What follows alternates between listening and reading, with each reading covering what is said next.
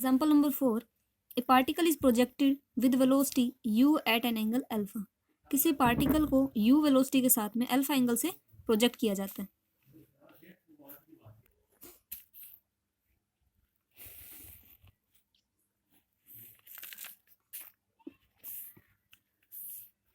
मान लेते हैं कि पॉइंट O से उस पार्टिकल को प्रोजेक्ट किया जाता है।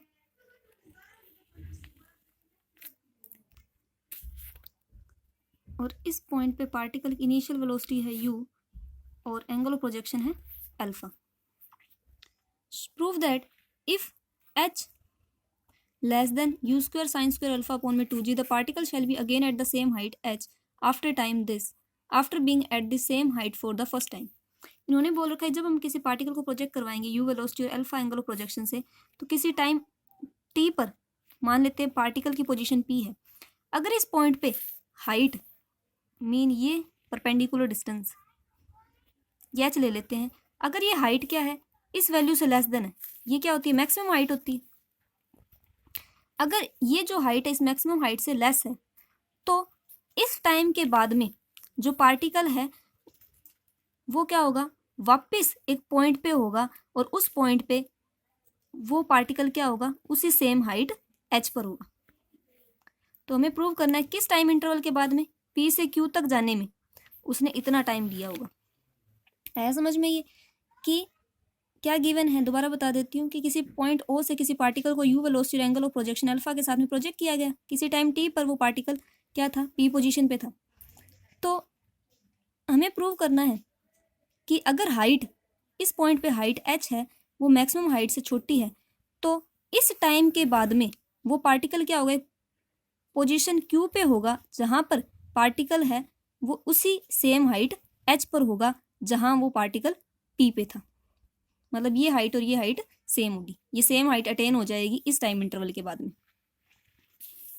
तो करते हैं इसका प्रूफ। एज्यूम कर लेते हैं इस पार्टिकल के कोऑर्डिनेट्स हैं x और y हैं।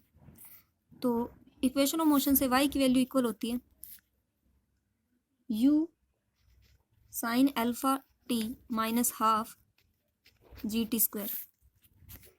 ये y क्या होता है, ये वैल्यू होती है और y किसकी इक्वल है h की इक्वल है। तो h is equal to u sine alpha t minus half g t square.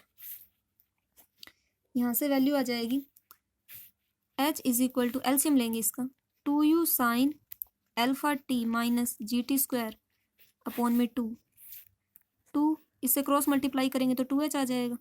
ये माइनस का जी टी स्क्वायर इधर आके प्लस का, ये बन जाएगा माइनस का 2u sine alpha t plus 2h is equal to 0। और ये क्या बन गई, t के अंदर क्वाड्रेटिक बन गई। t के अंदर क्वाड्रेटिक है तो यहाँ से t की हमें 2 वैल्यूज मिलेंगी। इसे इक्वेशन 1 नाम दे देते हैं। Equation 1 is a quadratic in t which gives 2 values. जो 2 वैल्यूज लेंगी मान लेते हैं वो 2 वैल्यूज है t1 और t2, t1 एंड t2। अब यहाँ पे t की 2 वैल्यूज आ रही है। हमने t टाइम कब लिया, जब पार्टिकल है वो p पॉइंट पे पहुंच गया और पार्टिकल की p पॉइंट पे पोजीशन सॉरी जो हाइट थी वो h थी। यहाँ पे टाइम की वैल्यू 2 निकल रही है t1 और t2। इसका मतलब क्या होगा, t1 और t2 टाइम पे क्या होगा, जो पार्टिकल है वो सेम हाइट अटेन करेगा कि कौन सी हाइट, h हाइट। तो इसका मतलब ये जो पार्टिकल p है वो t1 टाइम पे हाइट h अटेन करेगा और o q है वो t2 टाइम पे। मीन o से p तक पहुंचने में ये t1 टाइम ले रहा है और o से q तक पहुंचने में ये t2 टाइम ले रहा है। हमें कौन सा टाइम निकालना है, ये वाला p से q तक पहुंचने में जो टाइम लगा वो निकालना है। अब इसके t1 और t2 हमने 2 वैल्यूज निकाली हैं, वो दोनों वैल्यूज इसके एक तरह से रूट ही होंगे। और जब भी हमें क्वाड्रेटिक मिलती है तो सम ऑफ रूट्स क्या होता है माइनस का b बाई ए और प्रोडक्ट ऑफ रूट होता है c बाई ए। तो हम कह सकते हैं sum of roots t1 plus t2 minus का b बाई ए और product of roots c by A. T square के आगे वाला हो जाएगा a, t के आगे वाला b और जो कांस्टेंट टर्म पड़ी है वो c। तो b की वैल्यू है माइनस का 2u साइन अल्फा, माइनस का 2u साइन अल्फा, एक माइनस ऑलरेडी पड़ा है और a की वैल्यू g है, माइनस से minus cancel out.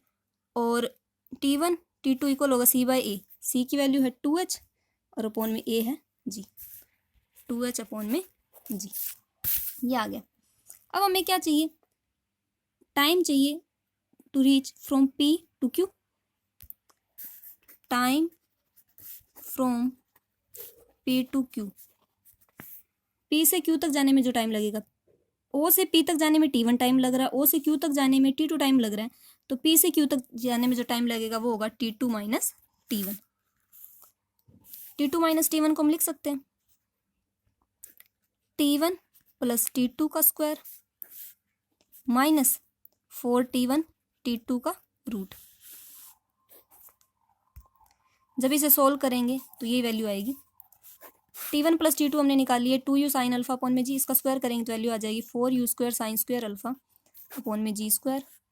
4T1 T2 की वैल्यू ये है, इसे 4 से मल्टीप्लाई करेंगे तो 8h अपॉन में जी। एलसीएम ले लेते हैं इसके अंदर, जी स्क्वायर ये आ जाएगा 4u square sine square alpha minus का 8h।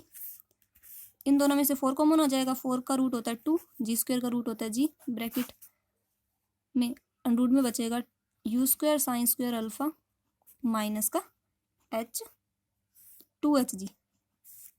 4 कॉमन लिया था, ये हमें प्रूव करना था कि इतने टाइम बाद में जो पार्टिकल है वो सेम हाइट अटेन कर लेगा किसी पॉइंट Q पे, मतलब Q पॉइंट पे वो उसी हाइट पे होगा जिस पर वो P पॉइंट पे था।